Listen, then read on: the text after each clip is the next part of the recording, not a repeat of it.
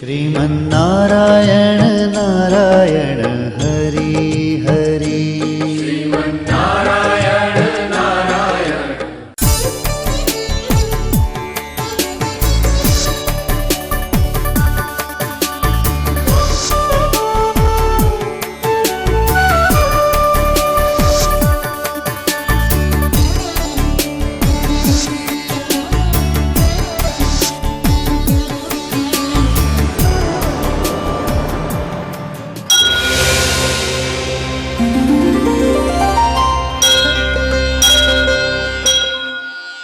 ఈ కార్యక్రమం సమర్పిస్తున్నవారు అవార్డు గ్రహీతల మొట్టమొదటి ఏకైక original Thanjavur art academy, Kalasri Thanjavur art academy, door number 1164, near Panjagutta colony signals, Srinagar colony X road నుండి 9వ బిల్డింగ్, ఇండియన్ ఓవర్సీస్ బ్యాంక్ ప్రక్కన, హైదరాబాద్ 73. Website www.kalasriarttemple.com. श्रीमन्नारायण नारायण हरि हरि श्रीमन्नारायण नारायण हरि हरि। श्रीमन्नारायण नारायण हरि हरि श्रीमन्नारायण नारायण हरि हरि। త్రికళా జ్ఞానంలోనికి సుస్వాగతం. श्रीमन्नारायण नारायण हरि हरि श्रीमन्नारायण नारायण हरि हरि। श्रीमन्नारायण नारायण हरि हरि श्रीमन्नारायण नारायण हरि हरि।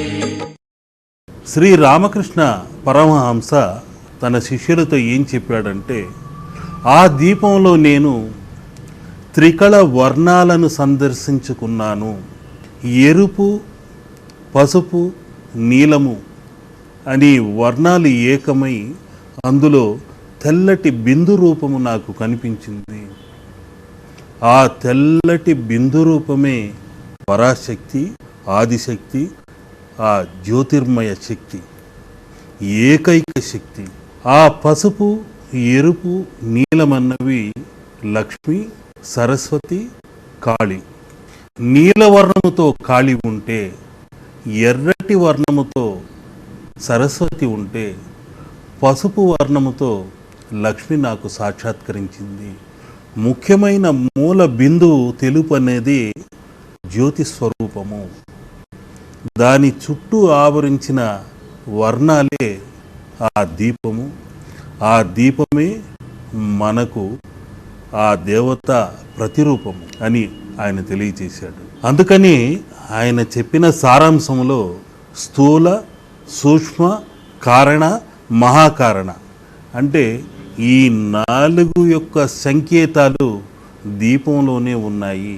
అందుకని లోకైక దీపాంకురాం అని ఆ శక్తి మాతని ఆరాధిస్తుంటాం. ఆ శక్తియే మన ఆత్మజ్యోతిగా వెలుగొందుతుంటుంది. అగ్నితత్వముతో ఉంటుంది, ప్రాణతత్వముతో ఉంటుంది. ప్రాణము లేనప్పుడు శరీరాన్ని ముట్టుకుంటే వేడి అన్నది లేకుండా చల్లబడిపోతుంది. శివంగా ఉన్న శరీరం శవంగా మారుతుంది. అందుకని ప్రతి ఆత్మలోనూ ప్రాణమనే దీపం వెలుగుతూనే ఉంటుంది. అన్ని ఆత్మలు దీపాలమయమే. ప్రతి జీవిలోనూ ఆ ప్రాణమనే దీపాన్ని మనం సందర్శించుకోవాలి. ఆ జీవులన్నీ మనం చిత్రాలను చిత్రించేటప్పుడు, అంటే నాలాంటి వారు, నా శిష్యగణానికి గురించి చెప్తున్నాను, చిత్రాలను చిత్రించేటప్పుడు ఈశ్వరుడికి నందివాహనము, సుబ్రహ్మణ్య స్వామికి మయూరము, విఘ్నేశ్వరుడికి ఎలుక, ఆ మహాతల్లి సింహము, ఇలా అనేక విధాలుగా వాహనాలు, జంతువర్గాలు కూడా ఉన్నాయి. అంటే ఆ జంతువర్గము కూడా ఆరాధనీయమైనది, అందులోని ప్రాణము కూడా ఆరాధించదగ్గది అని తెలిపే సంకేతమే అందులో దాగి ఉంది. అందుకని చిత్రాలను చిత్రించేటప్పుడు ఒక్క దేవతలనే కాదు, ఆ వాహనాల్ని చిత్రిస్తున్నప్పుడు కూడా ధ్యానిస్తూ చెయ్యాలి. ఉదాహరణకి ఆ శివుడిని చిత్రించేటప్పుడు నంది వాహనాన్ని వేస్తున్నప్పుడు ఓం నందీశ్వరాయ నమః అనుకోవాలి. పితృపక్షమైన అమావాస్య నాడు దీపాలను వెలిగిస్తే తప్పనిసరిగా మన పూర్వ పితృదేవతలు పుణ్యలోకాలకి ఆ దీపాల వెలుగులో స్వర్గాలని పుణ్యలోకాలని చేరుకుంటారన్నది వేద గ్రంథాలు చెబుతున్నాయి. అదేవిధంగా దేవపక్షమైన శుక్లపక్షము తర్వాత ఆ శుక్లపక్ష దేవతలను ఆరాధిస్తే మనకు మంచి స్థితిగతులను కలుగజేస్తారన్నది మరొక ముఖ్యమైన ప్రతీకలు ఉన్నాయి. గ్రంథాల్లో వేదాల్లో ఈ విషయం ఎన్నో రకాలుగా తెలియచేస్తూ వస్తున్నారు. మన పితృదేవతలు చేసిన పాపములు పుణ్యములను బట్టి వారికి మంచి స్థితిగతులన్నవి కలుగుతూ ఉంటాయి. ఎలాగంటే అజ్ఞానం అన్నది, పాపం అన్నది, అంధకారం అన్నది, చీకటిమయమైనది నరకం. ఆ అంధకారానికి ప్రతీకే నరకం. ఇక స్వర్గం అన్నది తేజోమయమైనది, వెలుగుమయమైనది, దీపాల అలంకరణతో కూడుకున్నది. ఈ పితృపక్ష అమావాస్య రోజు దీపాలంకరణ చేసి వారికి మన ఇంటి చుట్టూ ఎన్నెన్నో పితృదేవతల ఆత్మలు సంచరిస్తూ ఉండొచ్చు. వారందరూ ఆ సమయాన పుణ్యలోకాల్ని చేరుకోవాలని మనం దీపాల్ని వెలిగించి మార్గసూచకంగా చెయ్యాలి. తప్పనిసరిగా పితృదేవతలకు పూర్వ గతి మార్గము తప్పిన ఆత్మలకు పుణ్యలోకాల మార్గసూచన చేసిన వారు అవుతాం. గర్భగుడిలోని దేవుడిని సందర్శించుకోవాలన్నా పూర్వపు రోజుల్లో, కరెంటు లేని రోజుల్లో దీపారాధనతోనే ఆ దేవతల్ని దర్శించుకునేలా చూపించేవారు. అప్పుడే కాదు, ఇప్పుడు కూడా ఆ దీపారాధనతోనే దర్శనం జరుగుతూ ఉంటుంది. కరెంటు వచ్చింది కదా, ఇక ఈ దీపారాధన ఎందుకండి, బ్రహ్మాండమైన వెలుగులతో దేవుణ్ణి దర్శించుకుందాం అని ఏ గుడిలోనైనా బల్బులు కాంతితో మనం దర్శించుకుంటున్నామా? లేదు. అటు ఇటు దీపకాంతులతో, కర్పూర హారతితో దీపారాధన చేసుకుంటున్నాం. అంటే అది ఆచారము. ఆచారం అంటే ఏమిటి? విశ్వాసము. విశ్వాసం అంటేనే దైవము. నమ్మితే ఎంత దూరమైనా నడవగలం. ఇంకొద్ది దూరంలోనే ఇల్లుందంటే వెతుక్కుంటూ వెళ్ళగలం. ఎక్కడుందో ఏమో అనే అనుమానంతో ఉంటే ఎక్కడ వేసిన గొంగళి అక్కడే అన్నట్లు అక్కడే ఆగిపోతాం. కాస్త దూరంలో ఉంది, తప్పకుండా ఆ చిరునామా దొరుకుతుంది అనుకుంటే ఆ నమ్మకంతోనే ముందడుగు వేసి కొద్ది సమయం పట్టినా ఆ చిరునామాని వెతుక్కుంటూ వెళ్ళి చేరుకుంటాం. అదేవిధంగా దైవానికి మనకు ఉన్న సంబంధం, ఆ విశ్వాసం అన్నదే ఆచారం, ఆ దీపారాధన అన్నదే సాంప్రదాయం. ఆ దీపారాధనతోనే మనం దేవతల్ని కొలుస్తున్నాం. ఇన్ని రకములైన వెలుగులతో కరెంటు వచ్చినా దీపారాధన మనం మానివేయటం లేదు. ఆ దీపంలోని అద్భుతమైన ఔషధ గుణాలు అటువంటివి.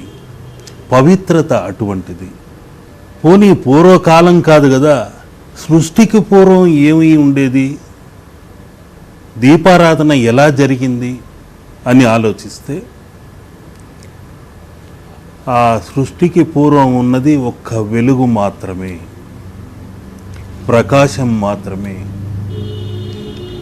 ఆ సృష్టిలోని అనేక శక్తులన్నీ ఏకమై దీపహారతిగా, నక్షత్ర తోరణంగా ఒక శక్తి వలయాన్ని ఆరాధన జరిగింది. ఆ శక్తి జ్యోతి స్వరూపమే ఈ చిత్రం. ఇక్కడున్న చిత్రంలోనే ఆ శక్తిమాత ప్రకాశం అనే వెలుగుతో మొట్టమొదటగా ఆవిర్భవించింది. ఆ శక్తియే ఈ ప్రపంచాన్ని నడిపించేందుకు, సృష్టి స్థితి లయల్ని కల్పించేందుకు త్రిమూర్తుల్ని సృష్టించింది. ఆ త్రిమూర్తులకు వారి యొక్క విధిని సక్రమంగా నిర్వహించేందుకు వారిని జనరేట్ చేస్తూ, పవర్ సప్లై చేస్తూ వచ్చింది. ఏ విధంగా? బ్రహ్మ యొక్క నాలుకలో సృష్టి కార్యక్రమాన్ని ప్రారంభించమంది. విష్ణువు యొక్క వక్షస్థలంలో లక్ష్మీకరమైన తత్వాన్ని అనుగ్రహించి జనరేట్ చేస్తూ ఈ లక్ష్మీ కటాక్షం కలిగించే జ్ఞాన జ్యోతిని ఆయన వక్షస్థలంలో పవర్ సప్లై చేస్తూ వస్తుంది. విద్యుత్ తరంగాలు ఆయన హృదయం నుండి వెలువడుతూ జీవనానికి, స్థితికారకానికి ముఖ్యమైన ఆధారభూతమైంది. ఇక శివుడికి వక్షస్థలము నాలుక పైన కాకుండా ఏకంగా తనలోని సగభాగాన్ని ఆయనకిచ్చింది. శివతత్వమే శివశక్తుల కలయిక. శివుడు లేనిదే శక్తి లేదు, శక్తి లేనిదే శివుడు లేడు. ఆ శివుడికి సగభాగం తానే శక్తి అయి లయకారకమైంది. ఈ ముగ్గురిలోనూ బ్రహ్మకు నాలుక పైన, విష్ణువుకు వక్షస్థలం పైన, శివుడికి సగభాగమై ఆ విద్యుత్ తరంగం అనే శక్తిని ప్రసాదించింది.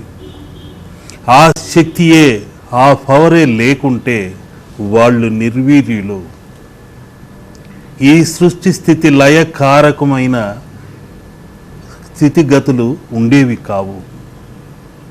అందుకనే ఆ తల్లి ఆ త్రిమూర్తులకు త్రిశక్తుల్ని ప్రసాదించింది, త్రికళలను ప్రసాదించింది, త్రికాల జ్ఞానాన్ని ప్రసాదించింది, భూత భవిష్యత్ వర్తమాలను అందించింది. ఈ భూత భవిష్యత్ వర్తమానాలే సృష్టి స్థితి లయకారకములు. శివుడిని జ్యోతిర్లింగ స్వరూపుడు అంటుంటాం.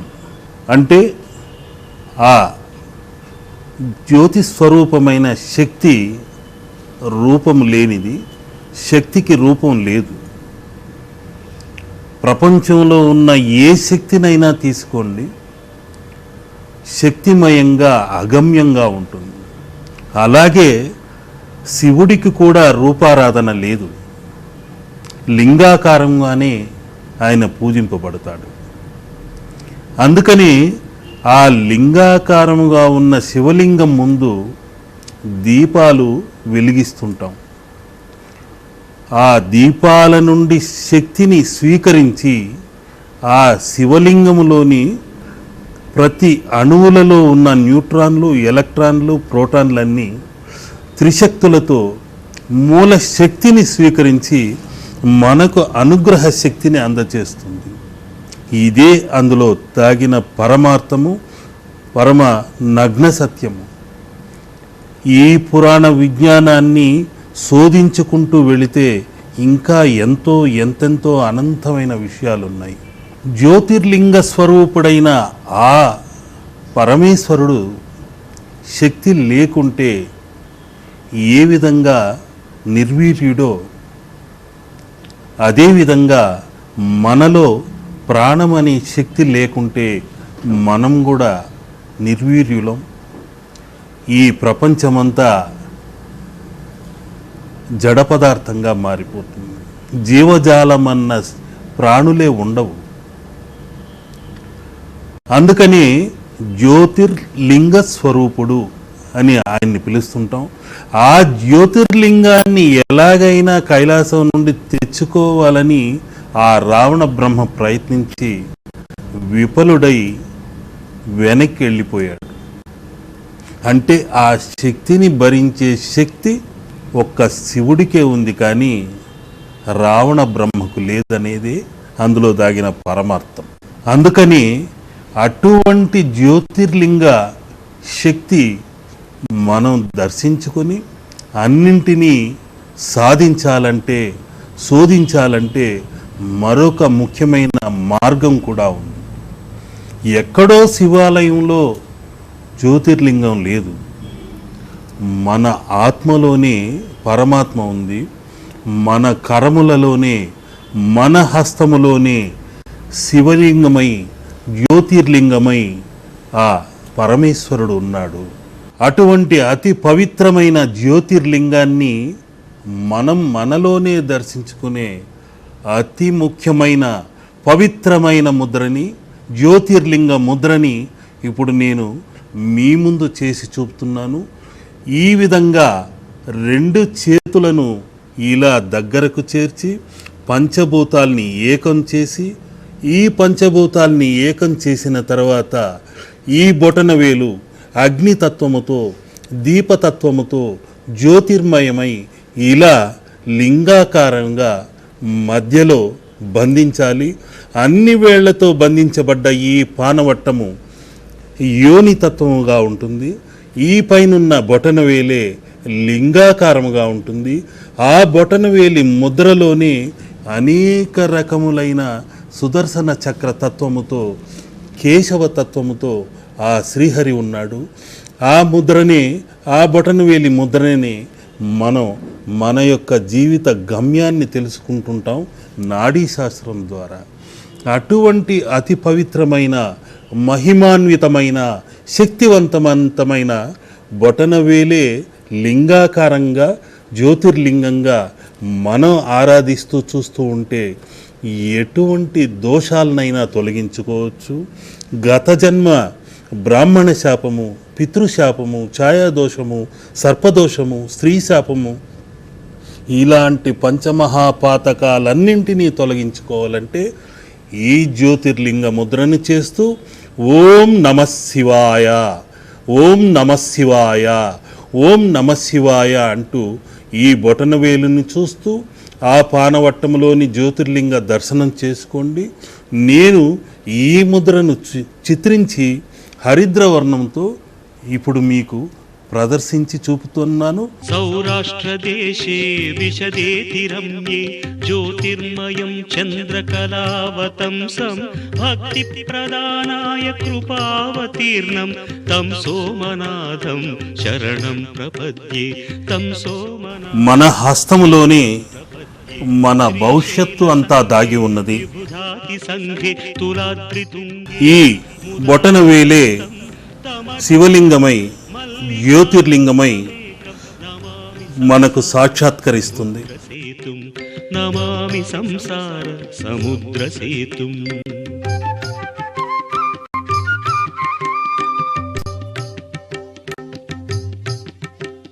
అవంతికాయాం విహితావతారం ముక్తి ప్రదానాయ చ సజ్జనానాం అకాల మృత్యోః పరిరక్షణార్థం వందే మహాకాళ మహాసురేశం, వందే మహాకాళ మహాసురేశం. కావేరికా మన హస్తములోనే బొటనవేలు అగ్నితత్వమైనది, వాయుతత్వమైనది, ఆకాశతత్వమైనది, భూతత్వమైనది, జలతత్వమైనది. అన్నింటిలోకి పరిమాణములో చిన్నదైన ప్రతి అణువులోనూ మహాశక్తివంతమైన ఆది అంతము లేని శివతత్వము దాగి ఉందని మనం గ్రహించాలి. నాడీ శాస్త్రంలో మన యొక్క బొటనవేలి ముద్ర నుండి మన భవిష్యత్తును తెలియజేస్తుంటారు. మన వేలి ముద్రలే మన జీవన విధానాన్ని కూడా తెలుపుతుంటుంది. అతి విచిత్రమైన విషయం ఏమిటంటే ఒకరి చేతి బొటన వేలి ముద్ర ప్రపంచంలో మరెవ్వరికీ ఉండదు. వారి యొక్క తలరాత గత జన్మలోనే లిఖించబడి ఉంటుంది. వారి వారి యొక్క పాప పుణ్యాలను అనుసరించి. అటువంటి శక్తివంతమైన ముద్ర ఇది.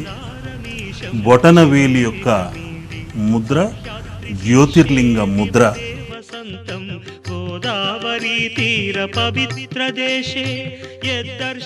ఈ శివలింగ దర్శనముతో, ఈ హరిద్ర వర్ణ దర్శనముతో ఎటువంటి దరిద్ర దోషాలైనా దగ్ధం కావాలని నా తపన, తపస్సు, ఆశ, ఆకాంక్ష.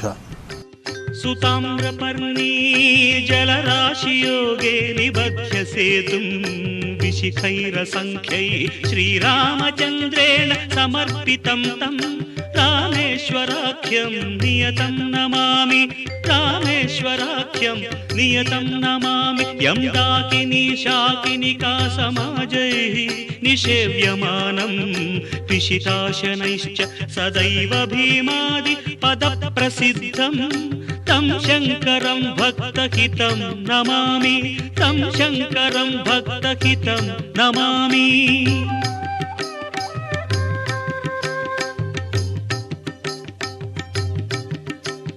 సానందమానందవనే వసంతం ఆనందకందం హత పాప బృందం వారాణసీనాథమనాథనాథం శ్రీ విశ్వనాథం శరణం ప్రపద్యే. ఆ పరమేశ్వరుడు ప్రత్యక్షం చేసుకోవాలి. మన కరములే దీపకరములుగా, అదృష్టకరములుగా, లక్ష్మీకరములుగా, శుభకరి, లాభకరి, శ్రీకరిగా